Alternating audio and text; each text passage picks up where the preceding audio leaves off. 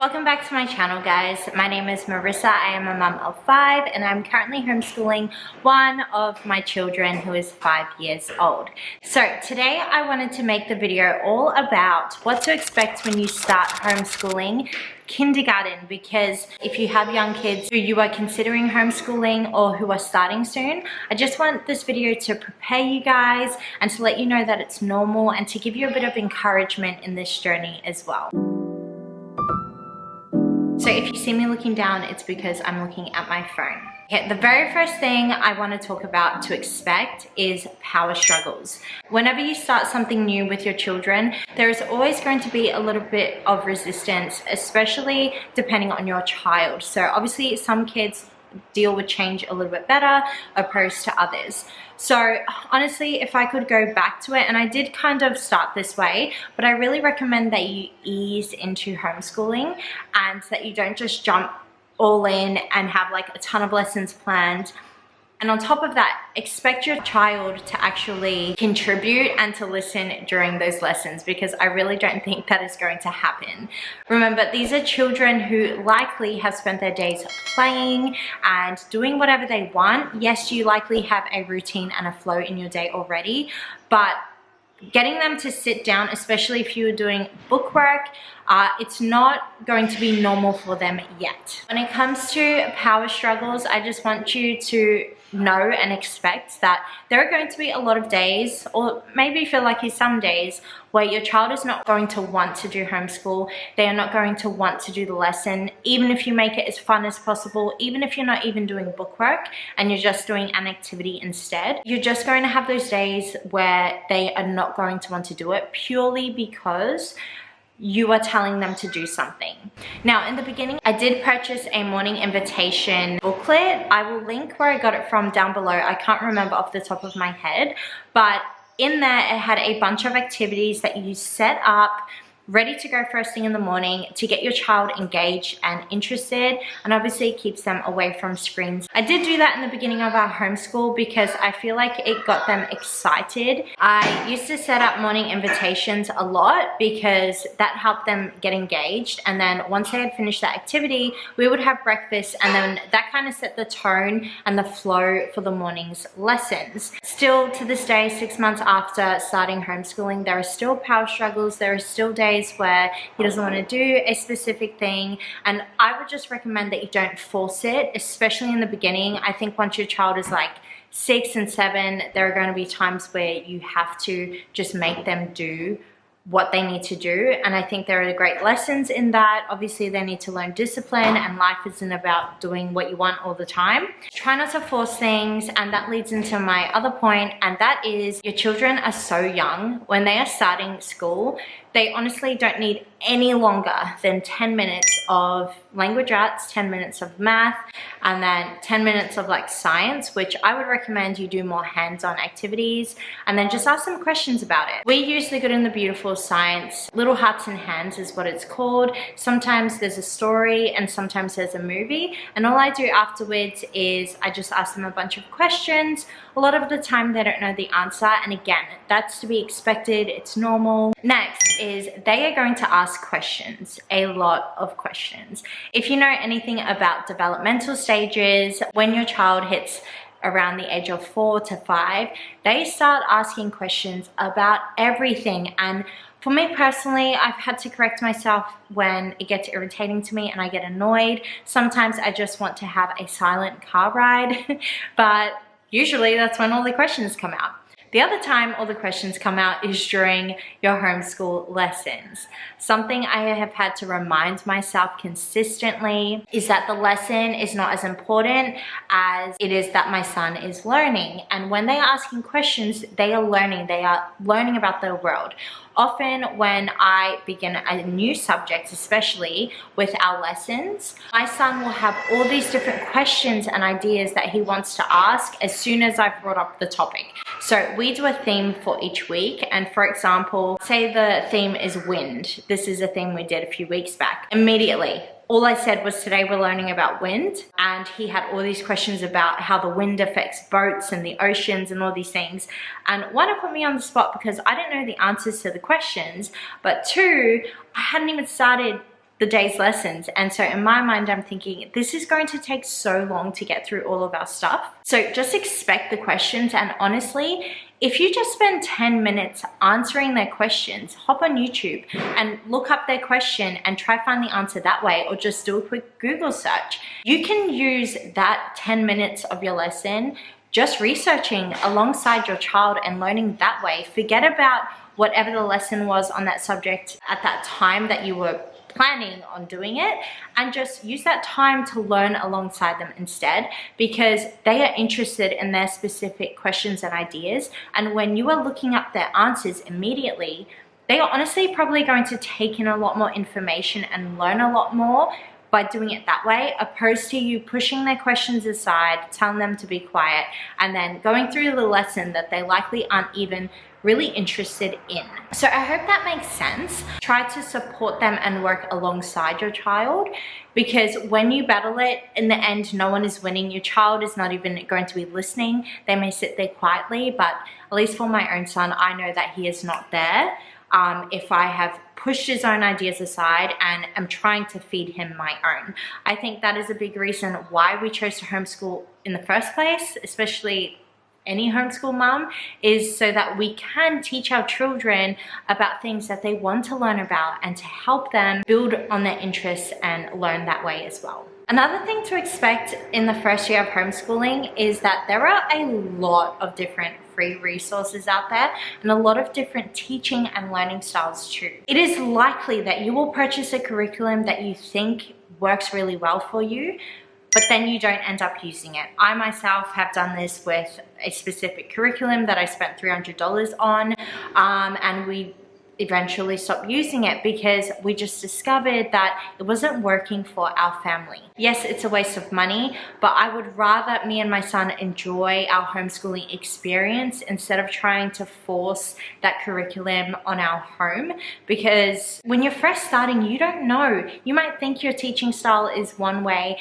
but then when you start doing homeschooling, you realize maybe it's actually not. You may think your child learns a specific way and that they're interested in these things, and then as you go along your homeschooling journey, you discover that it's completely different. They don't like learning that way. Expect to waste a little bit of money in the beginning, and if you have younger kids, even better, because you can just come back and use that curriculum again when they start school, because every child is different and they're not all going to learn the same.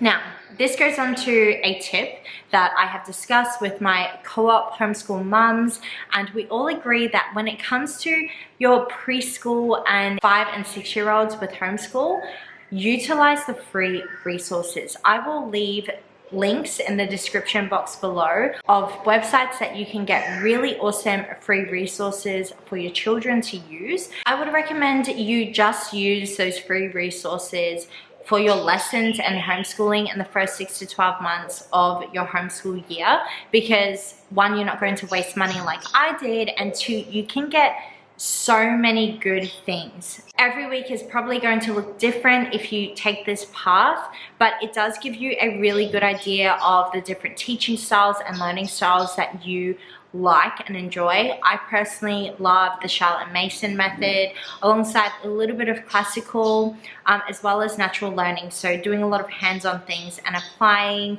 the concepts and principles of education to actual real life.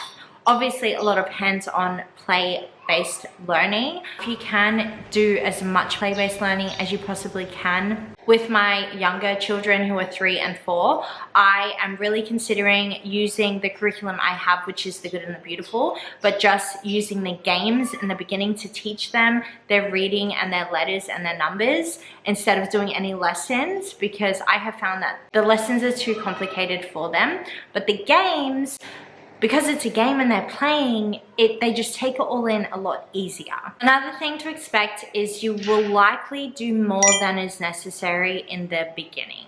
I had this full-on timetable and template and idea of what a homeschool day was going to look like, and then when it came to reality, there was no way I was going to get through all of the different lessons that I had planned in my mind.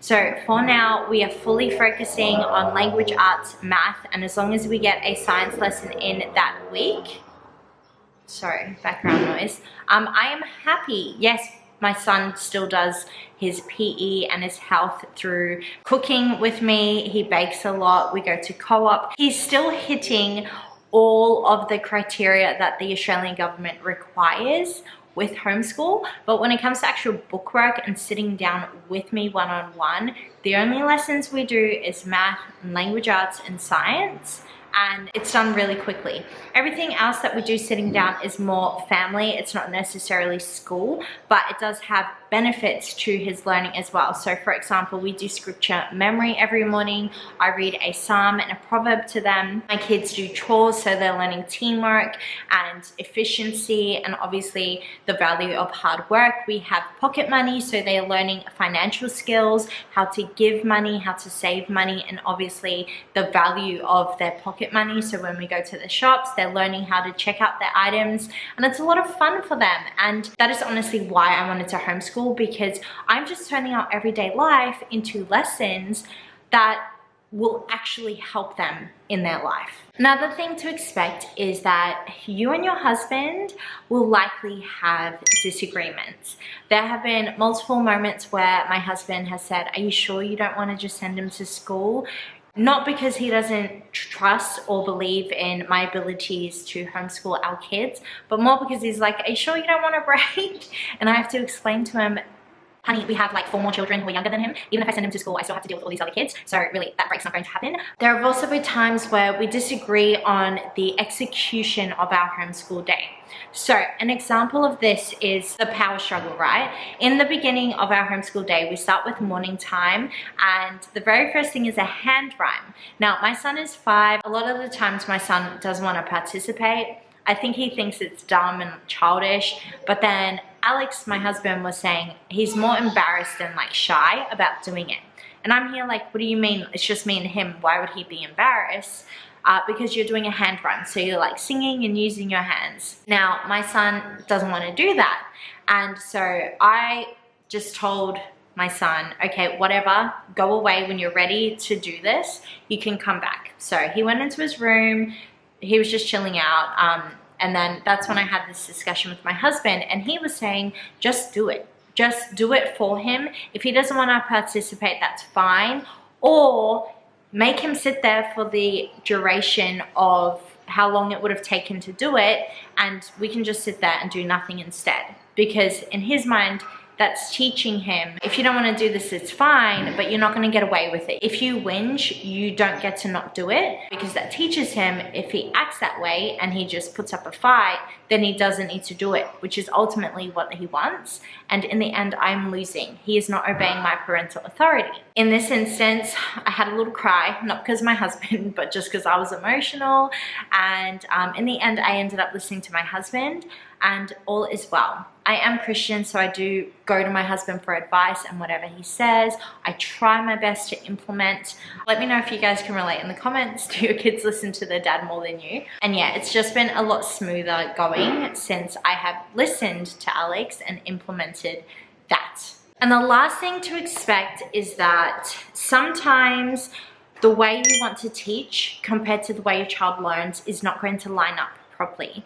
And in my personal opinion, from my own experience, I think it is more important that you do your homeschool in a way that you enjoy teaching, opposed to doing it the way your child wants to learn.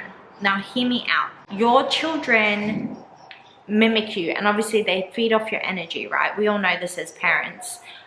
If you enjoy teaching something, one, it means that you're going to be consistent, you're going to be motivated to stick it out and actually try to lead them and influence them to enjoy it too. Whereas if your child enjoys learning a certain way, but you don't like teaching that way, even if they like learning that way, they're probably not going to enjoy it anyway, because they can see that mum is not very into it. Does that make sense? So I have found that bookwork is my thing. I like sitting down. I like having a checklist. And over time, my son has slowly adapted. He knows that when it's time to do language arts, we sit at the table, we have a few snacks, and then we get the work done. Yeah, I just recommend that you do your homeschool in a way that you enjoy teaching, instead of choosing your child's enjoyment over yours. It sounds a bit selfish, but I hope it makes sense that I personally think it works better. and that you have the power to influence your child. It is either you are going to influence them to enjoy it a little bit better, they may not love it, but they will still like it, opposed to you just really ripping your hair out and just getting frustrated because you don't like teaching the way that they like learning. So that is all I have for you guys. I will link some previous homeschool videos down in the corner here. If you enjoyed this video and you want to see more or hear more about homeschooling, motherhood, or homemaking, then please subscribe. Like this video because it helps me out a lot, and I will see you guys in the next one.